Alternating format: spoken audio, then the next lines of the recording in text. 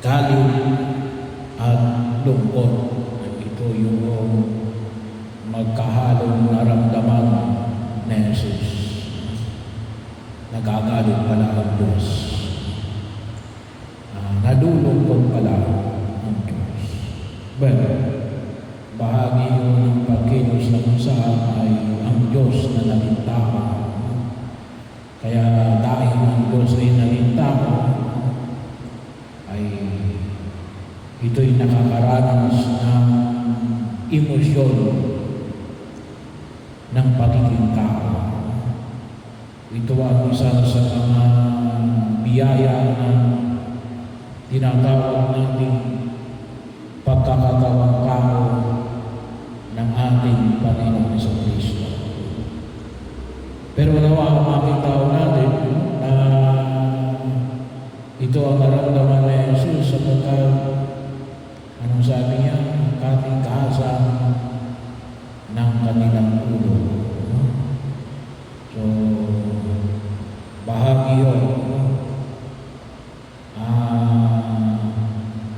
Ito ang naranasan ni Jesus. Sapagkat nakita natin na may mga tao,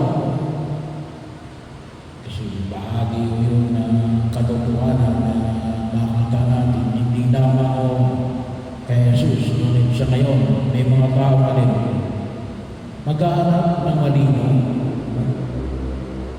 May mga tao talaga ang hanap ay kamalian ng kapwa-tao.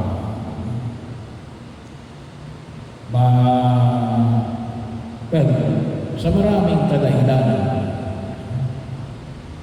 maaaring dahil sa,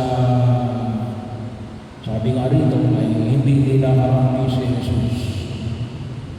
O maaaring gawa ng alin, yun ang kanilang kinalakihan at naging bahagi ng kanilang pagkilos. May mga taong kung tawagin natin ay fault finder. At yan ang katotohanan na makikita natin sa daigdig na ito. Ang anong sabi ni Jesus? Huwag mo hanapin ang mali.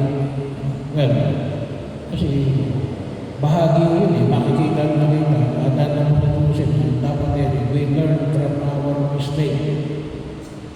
Matuto tayo sa ating pagkakamali. May mga tao humahanap ng mali, pero hindi naman natuto sa kanilang pagkakamali. Tutusin, hindi mo naman kailangan hanapin na magkamali. Kasi kapag hinahanap mo kung yung pinaka-idea mo ay maghanap ng mali, wala kang makikita tama. Yun ang alam mo eh. Kaya sigurado makakatakbo ka kung hanapan mo ng mali. At may mga pagkakataon, may mga taong naghahanap ng mali. Para lamang may dahilan. Hindi lamang siguro sa pagkagalit sa'yo. Kung hindi pa yan eh, gusto magkapera. Kaya hinahanapan ka ng mali. Pero yun ang panayan ay pinahayag ni Jesus. Huwag tayong maghanap ng pagkakamali. Matuto tayo sa ating pagkakamali. At kahit na sabihin natin, matuto tayo kahit na sa pagkakamali ng iba. Pagkakataon, kaya nga mayroong kasabihan, if we do not learn from our mistakes, ay uulitin natin ang ating mga pagkakamali. Kasi hindi tayo natuto. We did not learn any lesson. Dapat yung pagkakamali, hindi lamang may karama, ngunit tayo ay matuto para wag nang muling mangyari. Kasi nakapagtulong ito ng kamalian. At yung ating pananampalataya, isang pananampalataya na hindi mo naghahanap ng pagkakamali. Ang ating pananampalataya Sana ay makita natin na rin at tayo ay magbago mula sa ating pagkakamali at ma-challenge sa ating pagkakamali, matuto sa ating pagkakamali. Pangalawa, ay makita natin yung attitude ni Jesus na kahit na alam niya may mga tao naghahanap ng kanyang pagkakamali, ay anong kanyang gusto niya pa rin magtulong. Gusto niya pa rin matuto ang tao sa na kanyang kaharap. Hindi niya hinayaan na siya ay pumatol sa mga taong naghahanap ng kanyang pagkakamali. Hindi siya natakot. Kuminsan tayo natatakot tayo na gawin ang isang bagay na alam natin tama. Sapagkat natatakot tayo na hanapan tayo ng pagkakamali. Na may chismis, may panalita. Bahagi sabi nga natin,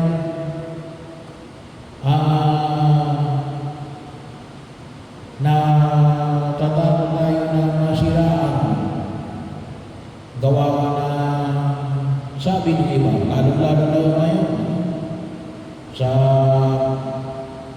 kapangyarihan ng social media, pagkakataon, malaki yung impact yun. Pero bahagi kasi kapag hindi natin in-address yun, sabi nga natin, kung hindi yun ginawa na Jesus, doon pala ang talo na tayo. May mga tao, kahit anong gawin mo maganda, ang tingin sa'yo ay masama. Wala kang hawak mo. Ano yung hawak mo? Yung pwede mong gawin. Yun ang gawin mo. Bahagi yun na makita mo natin. At ano yung ginawa ni Jesus? Pinagaling niya ang lalaking patay ang isang kamay. Bahagi yun ng pagkilos. Kaya nga,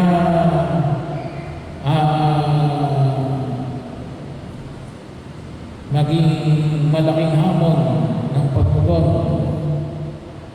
Pagkakataon, ngayong panahon na ito, okay lang, sabi nga natin ngayon, ang usapin na yun ay constitution may mga batas naman na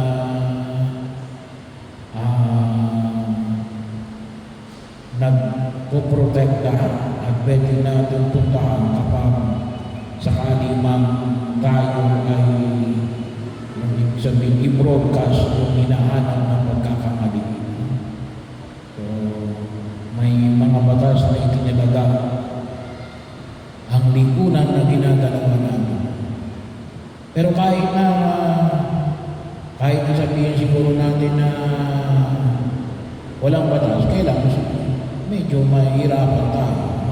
Kung magpasalamat din tayo sa mga batas na nagpoprotekta na pangalagaan yung ating integridad. Pero yun yung makita natin na katulad ni Jesus ay ginawa niya pa rin yung kanyang ginagawa. Kahit alam niya na may mga taong maghahanap ng mali sa kanyang ginagawa. Kasi ang ginagawa niya ay mabuti. Huwag nating patulan ang mga taong gumagawa ng masama. Sabi nga ay huwag mong hahayaan na ikaw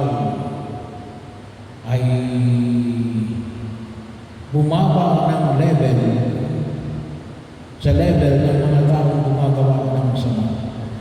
Kasi ikaw, ang gawain mo ay ang gumawa ng mabuti.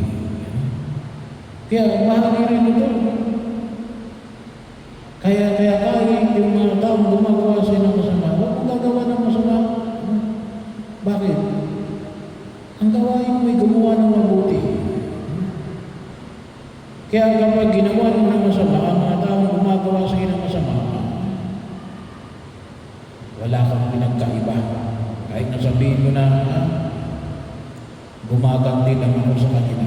Hindi. Naging masama ka rin. Hindi. Mabuti ka. Huwag kang gumawa ng masama. Kahit nasabihin mo na ikaw lamang ay gumaganti sa kanila.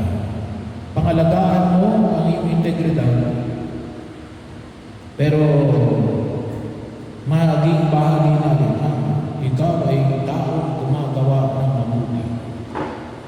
Hindi ang taong gumagawa ng masama at naghahanap ng masama.